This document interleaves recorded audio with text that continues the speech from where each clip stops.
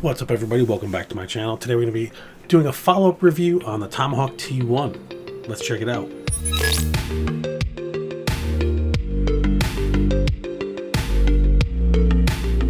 So you might have seen some of the videos I did previously on this bad boy. It's pretty awesome. If you haven't seen the Tomahawk before, it's got lots of cool features. There was something about this that spoke to me. It sort of gave me the vibes of the original announcement of the iPhone. A totally new way of looking at something we've all seen before, right? If you think about the iPhone release, we had all used a flip phone or some kind of smart device at the time, like a Motorola Q or something. And then we saw the iPhone, and whether you liked Apple or not, we all knew that things had changed. This sort of did that for me. I don't know of any other tape measure before this was released that had not one screen, but two screens, had a laser level inside of it, recorded to an app, meaning when you take your measurements, like they're all stored here on the front, they're also stored on your phone. And it really hit the nerd spot inside for me. And here it is. For a tape measure, it definitely makes me want to go and get it. I'll go past my other tape measures to get this one, simply because of how unique it is, and it's kind of a fun experience to play around with. That being said, there are a couple things that I would like to see changed, and that have changed since I've gotten it. One of the initial things that bothered me is that I found the readout on the front, sometimes, especially when I picked it up, would not be accurate. Like, so I would pull out and nothing would happen, but I would move it around and it would catch up. It would find its spot. Since the last couple of firmware updates, I do feel like that's pretty much gone away. I can yank on this thing and do whatever I want to it, and the display has no problem keeping up, and it reads pretty accurately.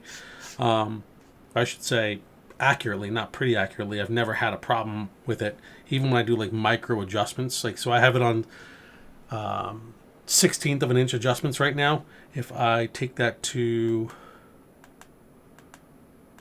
millimeters or 32nds of an inch, I can barely move the tape and it will read, even at a slow rate. So I do feel like they got that all sorted out. Now, the one thing that's happened to me quite a few times is I find some reason to use this thing. I go downstairs into my garage to get it. I pick it up, and unfortunately, the battery's dead. What I've taken to doing is they give you a little bracket, and I hang that on the wall, and I leave the back open, and I plug it in. It's plugged into a Mac I have in my garage that keeps it charged. Cool, right? That gets it done. But when I do forget to do that, it's not great because it takes a little while to get charged to the point where I can use it, and no one likes a tool that's not ready for you when you want to use it. So this is one of the few items where I've only found one big thing that they need to fix, and I think they could even do it on the older devices. They need some kind of stand that you can come up to and just drop this thing into, or place it into like that will charge it. Kind of like, say, a DeWalt battery or wireless charging or something along those lines. I don't think wireless charging would work great for this. I just kind of meant that from a simplicity point of view. Now, if you take a look at the bottom of this thing, you have a door on the back, right? And behind that is the battery itself and the charge port. So if you slide that thing off, you now have access to the USB-C charger. Good job for using USB-C, by the way, Reekon. I'm wondering if they could take that door and make a new one, right? And what they would need to do would be to sort of reduce the size of this door, cut it in half, or cut it down quite a bit, and make a plug that went into the USB-C port. So you'd place this thing in there, and then the rest of the door could come behind it and sort of trap that piece in place. And then the point of that piece on the back would be you'd have two spots where you could have metal contacts that when you place this thing down could charge it.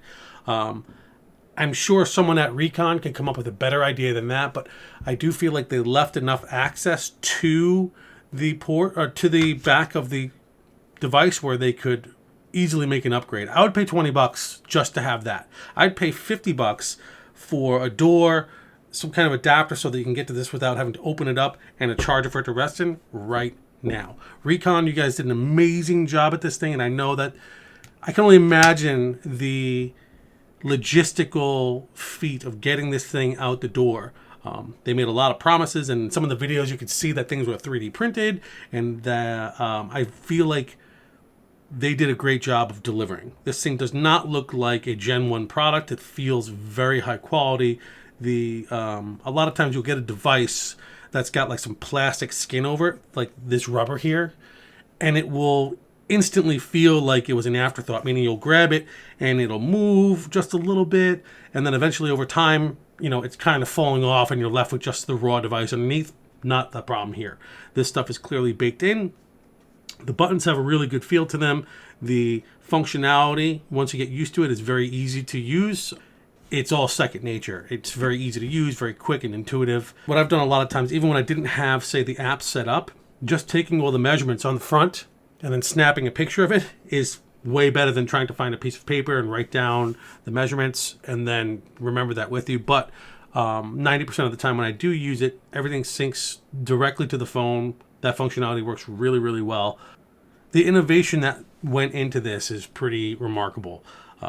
If I haven't dropped it, but it feels like if you did drop it, it would have a really strong chance of surviving.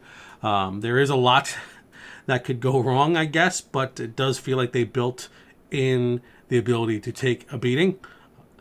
If I had the extra money laying around, I would definitely try and drive a nail into like a 2x4 or something with this thing, but I don't want this to break. I don't have the extra capital laying around. So Reekon, if you're listening, incredible job. I do feel like as you guys were designing this thing, you know, really high quality laser, adjustable, replaceable tapes, really good tactile feel on the buttons, smart use of the e-ink, really perfectly placed screen with the right resolution and all that kind of stuff. The buttons are fantastic. The texture's great. The battery's good. The last 5 or 10% needs an adjustment. And I mean simply the back door. I do feel like if you get a couple of your smart folks together in a room and come up with a solution that will allow people to charge this thing easier, where I don't have to think about it, I can just place it in some kind of tray, even if it's something that went on the wall where you can like cantilever it in so it stays, or even if it's just on the desk, some thin, you know, something along that size that I could just drop this thing into and have a charge. That would be fantastic. It would be a game changer. It would be a welcome upgrade to this device, and it's really the only thing that needs to be thought about. So if you're on the fence about getting one of these, I would say go for it. They're really cool. It's definitely a niche device, meaning I don't know of anything else in this genre that works as well as this does. If you take a lot of measurements, if you find yourself in an area where you're constantly measuring and going and buying things, you're measuring and running to Home Depot, measuring and, you know, writing up proposals or whatever, or you just like really cool tech gadgets and you don't mind throwing a little bit of cash at something, get yourself one of these. Thank you so much for stopping by and checking this out with me today. I'm sorry that this follow-up video was so long in coming. I do plan on doing some more videos on this. Reekon, if you saw this video, love you guys. Reach out to me. Let's talk. I'm sure we could collaborate a little bit. If you guys do decide to come up with the back door for this thing, I'd love to get a hold of one and give the people a little bit of information. I think that's something that would go really far. And yeah, that's all I got. Thank you so much for checking this out with me today. If you liked the video, hit that thumbs up. If not, hit the thumbs down. And as always, I appreciate the subscription. Peace.